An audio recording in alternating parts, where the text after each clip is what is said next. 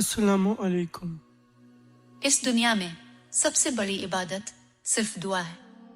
दुआ ऐसी इबादत है जिसमें मुनाफकत नहीं होती, जैसे नमाज, रोजा, ज़कात वगैरह में हो जाती है।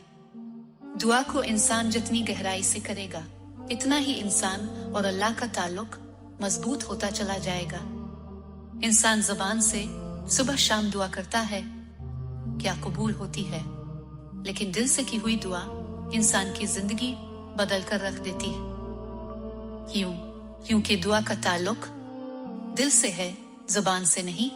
दुआ मांगने की तौफीक अल्लाह किसी किसी को देता है, और जिसको मिल जाती है इसकी जिंदगी बदल जाती है।